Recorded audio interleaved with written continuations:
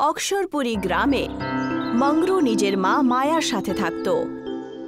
এই গ্রামে হাড়ের অসুখ সমস্ত লোকের ছিল, যেন এটা এখন সবার অসুস্থতা ছিল।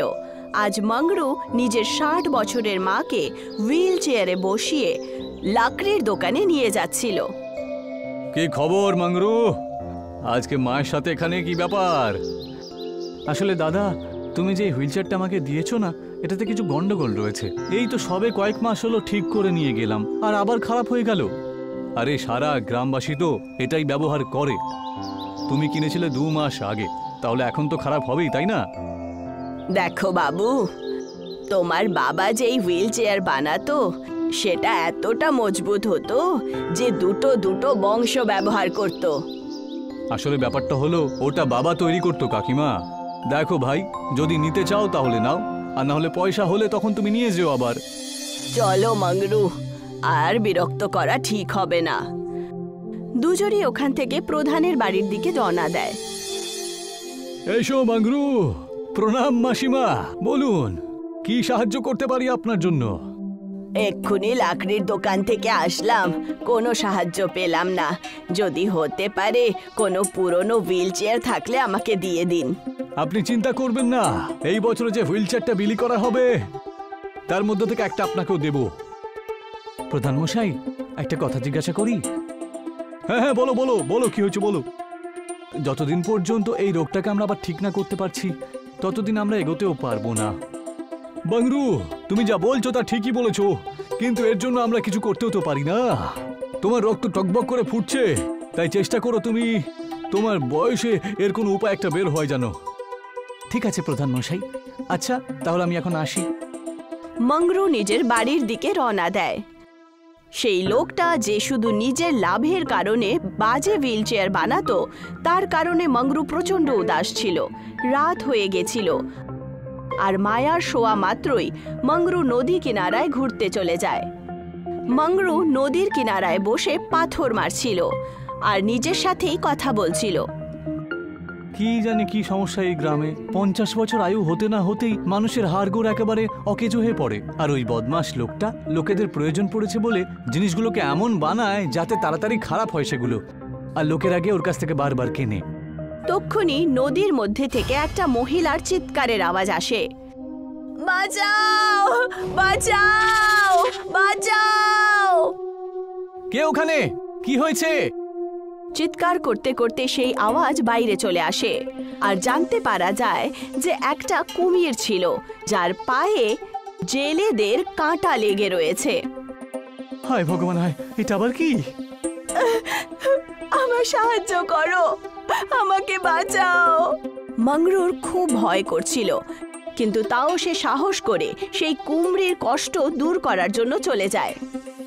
মংরু কুমিরের পা থেকে সেই কাঁটাটা বার করে দেয় আর একটা কাপড় দিয়ে সেই ঘাটাকে বেঁধে দেয়। হয়ে গেছে, এবার একটু পরেই তোমার আরাম লাগবে।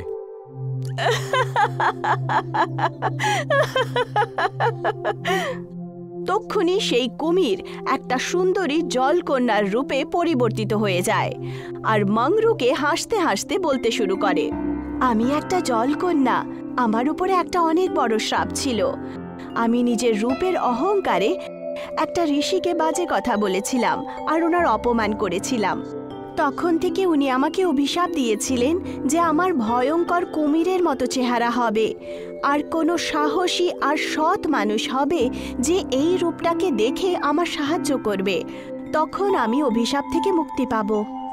সাহস, ধৈর্য, সততা, এই সব কিছু আছে তোমার মধ্যে। এই সব গুণের কারণেই আমি খুশি হয়ে তোমাকে একটা ইচ্ছে চাওয়ার সুযোগ দিচ্ছি। আমি নিজের জন্য কিছুই চাই না দেবী, তবে যদি আপনি চান তাহলে এই গ্রামে যে রোগটা ছড়িয়ে পড়েছে হাড়ের, সেটা যদি ঠিক হয়ে যায় তাহলে খুব ভালো হয়। একদম ঠিক হবে, তথাস্তু, হয়ে যাবে। তোমার বাড়ির কাছে একটা কুয়ো চলে আসবে। ওই কুয়োতে শুধু দুধ দিয়ে তৈরি জিনিস তুমি নিজের ইচ্ছে মতো বার করতে পারো। কিন্তু তা দিয়ে গ্রামবাসীদের কিরকম সাহায্য হবে দেবী? দুধ আগে থেকেই হাড়ের জন্য খুব ভালো, কিন্তু এটা দিব্য দুধ। এটাকে খেতেও পারো বা এর আশেপাশেও থাকো, তাহলে সে সমস্ত অসুস্থতা গোড়া থেকে শেষ করে দেবে। কিন্তু মনে রেখো মাংরু, এটা তোমার গুণ দেখে আমি তোমায় দিয়েছি। এর ব্যবহার শুধু তোমার ইচ্ছে দ্বারাই হবে। এখন আমি বিদায় চাইছি। কল্যাণ হোক।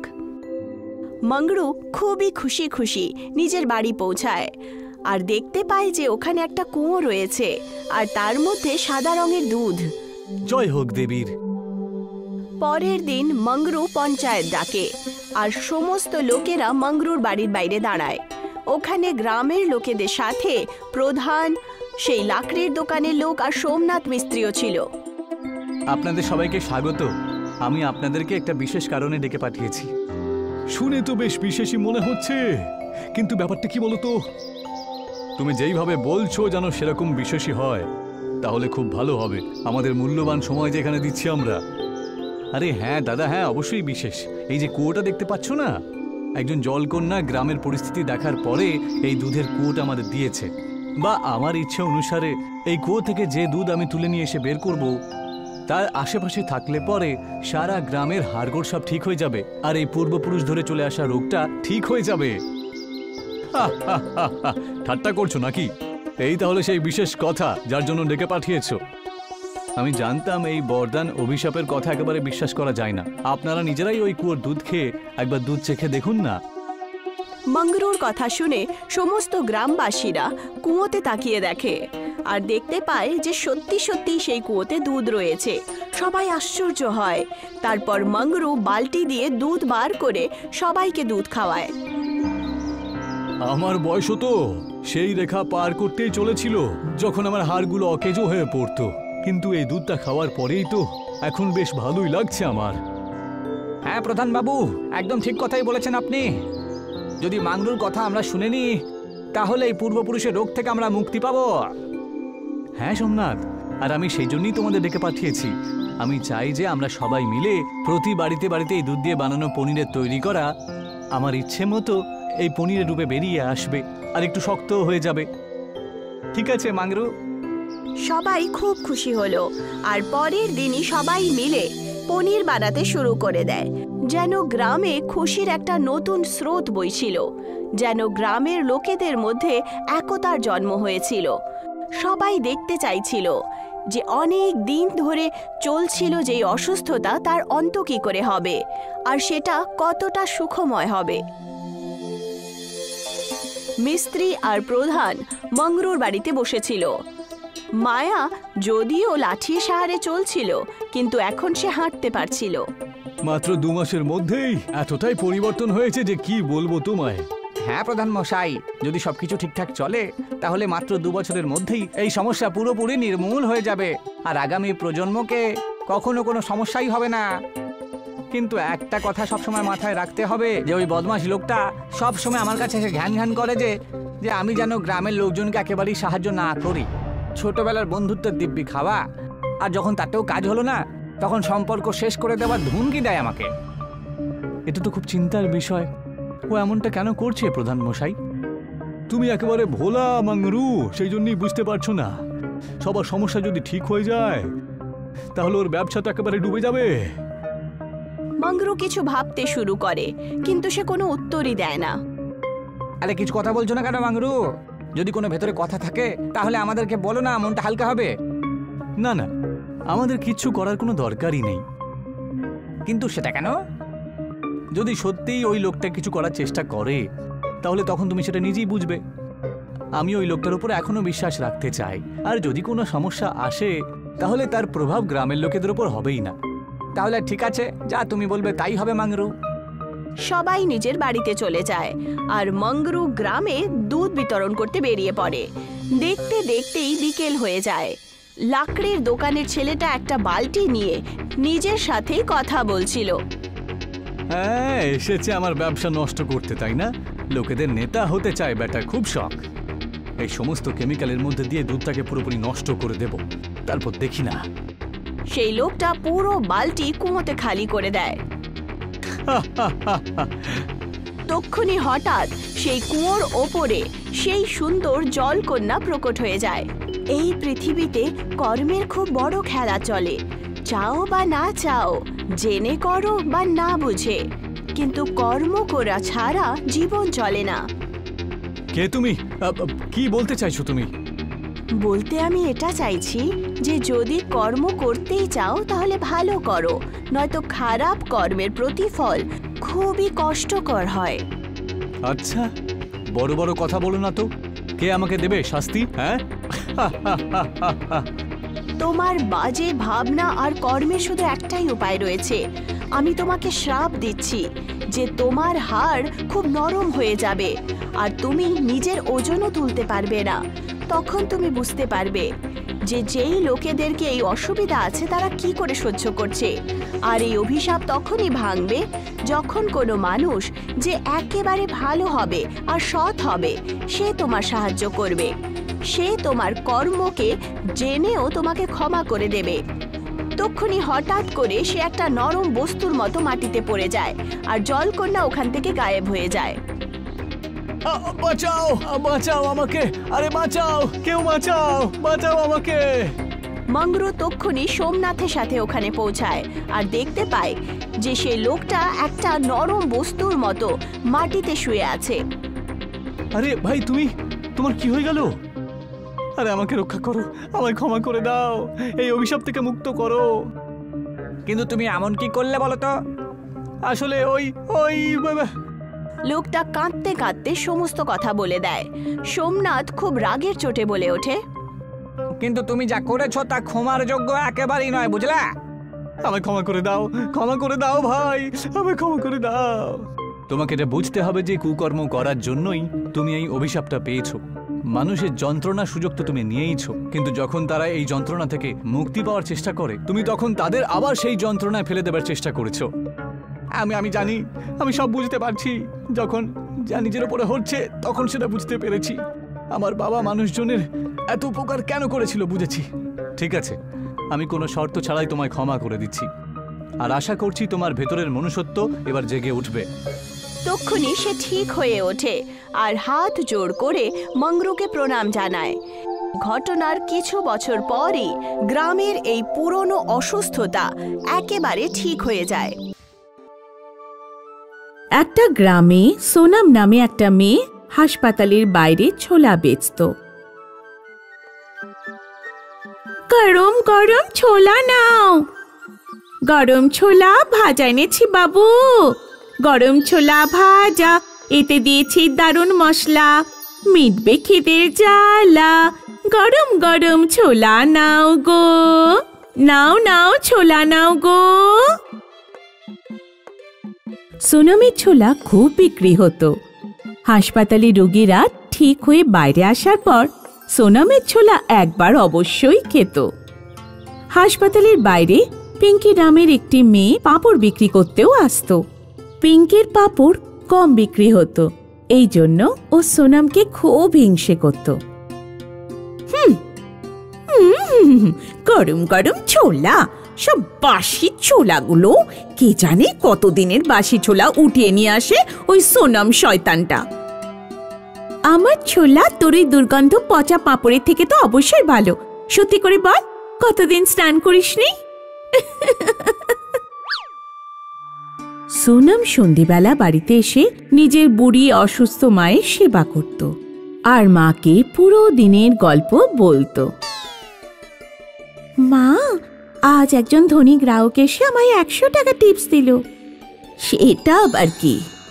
যখন কেউ খুশি হয়ে এক্সট্রা টাকা দেয় তখন তাকে টিপস বলে। সোনাম, তুই নিজের বিয়ের জন্য কোনো ছেলে খুঁজে নে, আমি তো কোথাও যেতেও পারি না। তুমি পুরোপুরি সুস্থ তো হয়ে যাও, তারপর আমি বিয়ে করব। সোনামের মায়ের স্বাস্থ্য দিন দিন খারাপ হতে লাগলো। একদিন সোনামকে ওর মাকে হাসপাতালে নিয়ে যেতে হলো। পিঙ্কি এটা দেখে খুব খুশি হলো। সোনামের মা এখন হাসপাতালে, ও এখন ছোলা বেচতে পারবে না, ততদিনে আমি ছোলার ব্যবসা জমিয়ে নেব। এত বড় সুযোগ আর পাওয়া যাবে না। পিঙ্কি পাঁপড় বেচা ছেড়ে দিল আর ছোলা বেচা শুরু করলো। কিন্তু পিঙ্কির ছোলার স্বাদ কারোর পছন্দ হলো না, আর পাঁপড়ের মতো ওর ছোলাও খুব কম বিক্রি হলো। অন্যদিকে সোনামের মায়ের শরীর ঠিক হয়ে গেল। সোনাম আবার ছোলা বেচা শুরু করলো। সোনামের ফেরত আসতেই ওর চারপাশে গ্রাহকের ভিড় জমে গেল। আমি ছোলা বেচলাম তো কারোর ভালো লাগলো না, আর ওই শয়তানটা ছোলা দেখো সবাই কেমন চেটেপুটে খাচ্ছে। ওকে আর গ্রাহকদের মজা দেখাতে হবে। পিঙ্কি চুপি চুপি সোনামের উপর নজর রাখতে শুরু করলো। একদিন নিজের ছোলার ঝুড়ি রেখে সোনাম যখন টয়লেটে গেল, তখন পিঙ্কি ওর ছোলায় চুলকানির ওষুধ মিশিয়ে দিল। সেদিন সন্ধ্যাবেলা যেই ছোলা খেলো সেই চুলকানিতে বিরক্ত হয়ে গেল। এই মেয়েটার ছোলা খেয়ে চুলকানি হচ্ছে, তাড়াও একে এখান থেকে। লোকজন সোনামকে হাসপাতালের বাইরে থেকে তাড়িয়ে দিল। পিঙ্কি এসব দেখে খুব খুশি হলো। কেমন মজা এবার। সোনাম বীরপুর যাওয়ার রাস্তার উপর বসে কাঁদতে লাগলো। এবার আমি আমার মার চিকিৎসা কি করে করাবো? সোনামের কাছে একজন বুড়ি খাবার চাইতে এলো। ও মেয়ে, তোর ছুরি থেকে কিছু ছোলা আমায় দে বাবা, খুব খিদে পেয়েছে। তিতা, এই ছোলাটা কেউ না, এটাতে কেউ কিছু মিশিয়ে দিয়েছে। আমার কাছে 100 টাকা আছে, তুমি চাইলে এটা নিয়ে যাও, কোথা থেকে খাবার কিনে খেও। সোনাম বুড়ি মহিলাকে নিজের 100 টাকা দিয়ে দিল। বুড়ি মহিলা ছোলার উপর নিজের হাত দেখান, কিছু বিরতি দেখা যায়। তারপর বুড়ি মহিলা চলে গেলেন। সোনাম ওই চুলকানির ছোলা নিয়ে বাড়িতে ফিরল। ও এসে সব কথা মাকে বলল। দেখি 1 চামচ ছোলা আমায় দিয়ে দেখি, জানতে পারবো এতে চুলকানি হচ্ছে কিনা। মা 1 চামচ ছোলা খেল, আর ছোলা খেতেই সোনামের মা একদম সুস্থ হয়ে গেল। সোনাম, আমার শরীর খুব ভালো লাগছে রে, আর আমার কোথাও চুলকানিও হচ্ছে না। মনে হয় তোর কোথাও ভুল হয়েছে, তুই এই ছোলাগুলোই কাল আবার বেচতে যাস।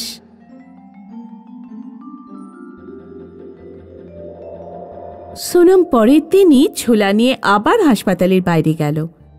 হাসপাতালের বাইরে কথা ছড়িয়ে গেল যে একটি মেয়ে জাদু ছোলা বিক্রি করছে, যার ছোলা খেলে যে কোনো রোগ সেরে যাচ্ছে। সোনামের কাছে রোগীদের ভিড় লেগে গেল।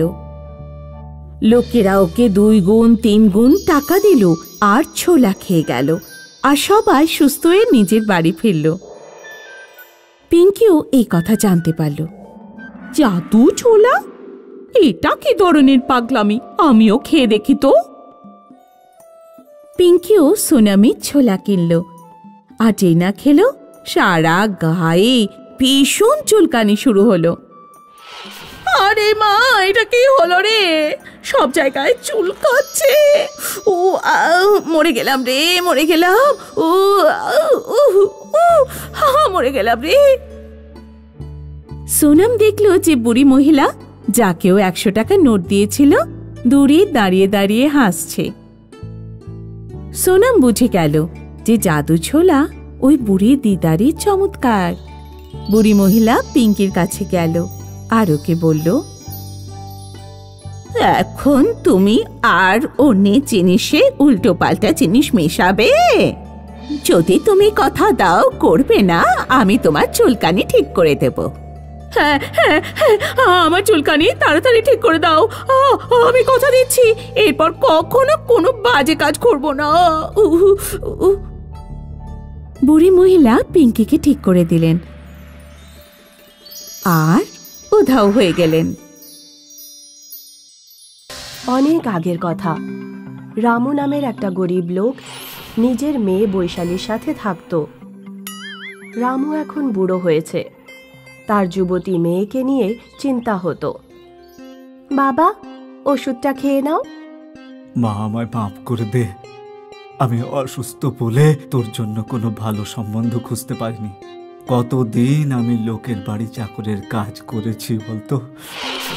যদি সেই সময় আমি তোর জন্য কোনো ছেলে খুঁজতাম তাহলে খুবই ভালো হতো। বাবা, তুমি আমার জন্য এত চিন্তা কেন করো? আমি বিয়ে করতে চাই না। আর তোমাকে ছেড়ে যেতেও চাই না। একদিন বৈশালী কুয়োতে জল ভরতে গেল। যখন ও ফিরল তখনও দেখতে পেল রামুর শ্বাস চলছে না। বাবা, বাবা চোখ খোলো, তুমি এভাবে আমাকে ছেড়ে যেও না বাবা। রামুর পাশে একটা পাগড়ি ছিল, আর পাগড়ির নিচে একটা চিঠি। বৈশালী চিঠিটা পড়ে। তোকে দেওয়ার মতো আমার কাছে কিচ্ছু নেই মা। আমার একমাত্র সম্পদ এই জাদুই পাগড়ি। এটাই তোর জন্য আমি রেখে যাচ্ছি। এটা পরে তুই নিজের রূপ বদলাতে পারবি, কিন্তু শুধু বিপদের সময়ই এটা ব্যবহার করিস। আর একটা কথা খেয়াল রাখবি মা, এই জাদুর পাগড়ির ক্ষমতা শুধু দিনের বেলাতেই হয়ে থাকে। এই জাদুই পাগড়ি আমাকে আমার বাবার মতো করে দাও। বৈশালী রামু হয়ে যায়। কিছুদিন পর বৈশালীর আনাজপাতি ফুরিয়ে যায়। ওর কাছে টাকাও ছিল না। এখন আমি কি করব?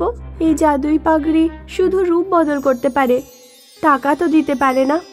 আমার কোথাও চাকরি খুঁজতে হবে, কিন্তু একটা মেয়েকে কে চাকরি দেবে? তাই আমি ছেলের রূপ ধারণ করব। বৈশালী একটা ছেলের রূপ ধারণ করে চাকরির খোঁজে বেরিয়ে পড়ে। বৈশালী ঘুরতে ঘুরতে সীতানগরে পৌঁছায়। শুনুন, আপনার কি কাজের জন্য কোনো কাজের লোক দরকার? কি নাম তোমার? আমার নাম হলো বৈশালী। না না, আমার নাম হলো বিশাল। বৈশালী অনেক বড় এক কাপড়ের ব্যবসায়ীর কাছে চাকরি পায়।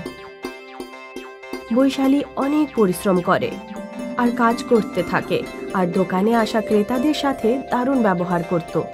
যখন থেকে বিশাল দোকানে এসেছে আমার ব্যবসা রমরমা শুরু হয়েছে, এই জন্য এর মাইনে দ্বিগুণ করে দেবো। বৈশালী খেয়াল করে সূর্য ডোবার আগেই বাড়ি ফিরে আসতো, কারণ সূর্য ডুবলেই পাগড়ির ক্ষমতা শেষ হয়ে যেত আর ও নিজের আসল মেয়ের রূপে ফিরে আসতো। কিছু মাস সব ঠিকঠাক চলছিল। বৈশালী ভালো টাকা কামাচ্ছিল, কিন্তু গোলমাল তখন শুরু হলো যখন ব্যবসায়ীর মেয়ে বিশালের প্রেমে পড়ল। ব্যবসায়ীর মেয়ে সন্ধ্যা দোকানে বাবাকে খাবার দিতে আসতো। বিশাল, তুমি খাবার খেয়েছো? হ্যাঁ, আমি বাড়ি থেকেই খেয়ে আসি, আর তারপর বাড়ি ফিরেই আমি খাবার খাবো। যদি তুমি চাও আমি তোমার জন্যও খাবার নিয়ে আসতে পারি। আজ তুমি কি আমার সাথে আমার বাড়ি দেখতে যাবে? না, আমি এখন যেতে পারবো না, দোকানে ক্রেতাদের ভিড় হবে। চলে যাও বিশাল, ক্রেতাদের আমি সামলাবো। ব্যবসায়ীও চাইতো যে বিশালের বিয়ে তার মেয়ের সাথে হোক। ওই দিন বৈশালীকে সন্ধ্যার সাথে ওদের বাড়ি যেতে হয়। ব্যবসায়ীর বাড়ি অনেক বড় ছিল। ঘুরতে ঘুরতে ওখানে সন্ধে হয়ে আসে। সূর্য ডুবতে বসেছিল। এখন আমাকে যেতে হবে। কিন্তু তুমি তো এখনো পুরো বাড়ি দেখোইনি। আমি আবার কখনো আসবো, এখন আমাকে যেতে হবে। তুমি রাতে এখানেই থাকতে পারো। না, আমাকে এখন যেতেই হবে। বৈশালী ওখান থেকে দৌড়ে পালায়, সোজা নিজের বাড়িতে এসে থামে।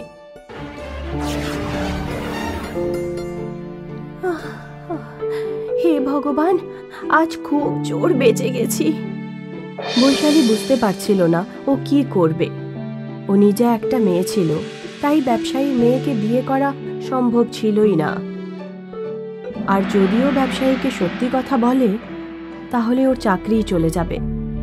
চাকরি তো আমি ছাড়তে পারবো না। আর যদি ব্যবসায়ীর বিয়ের কথা বলে, তাহলে কোনো না কোনো অজুহাত দিয়ে দেব।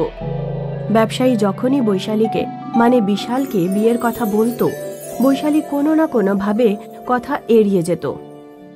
একদিন ব্যবসায়ী তার মেয়েকে বলল, এই বিশাল নিজের সম্পর্কে কিচ্ছু বলে না কেন, আর কোনো কথা স্পষ্ট করে না বা কেন? আজ সন্ধেবেলা তুমি ওর পেছনে যাবে আর খোঁজ করবে ও কোথায় থাকে। ওই দিন বিকেলে সন্ধ্যা বিশালের পিছু নেয় আর ওখানে রূপ বদলাতে দেখে নেয়। সন্ধ্যার মন ভেঙে যায়। ও সমস্ত কথা বাবাকে এসে বলে। এটা কি করে হয়? পরের দিন যখন বৈশালী বিশালের রূপে দোকানে আসে, তখন ব্যবসায়ী ওকে বলে, তুমি কে, মেয়ে না ছেলে? সত্যি কথা বলো, না হলে ধোকা দেওয়ার অপরাধে তোমাকে জেলে পাঠাবো। বৈশালী পাগড়ি খুলে নিজের আসল রূপে চলে আসে আর কাঁদতে থাকে। আমি মেয়ে, মেয়েদের কেউ চাকরি দেয় না, আর সেই জন্যই আমাকে পয়সা রোজগারের জন্য ছেলের রূপ ধারণ করতে হলো। আমার বাবা আমাকে এই জাদুই পাগড়ি দিয়েছিল। প্লিজ আমাকে কাঁচ থেকে বার করবেন না, আমার আর কেউ নেই। এতদিন ধরে তুমি আমাকে ধোকা দিয়ে আসছিলে। ঠিক আছে, কোনো ব্যাপার নেই। ঠিক আছে, তোমার যদি কেউ না থাকে তাহলে এটা বুঝে নিচ্ছি যে আজ থেকে আমার একটা নয় দুটো মেয়ে। কিন্তু আজ থেকে আর এই জাদুর পাগড়িটা তুমি ব্যবহার করো না।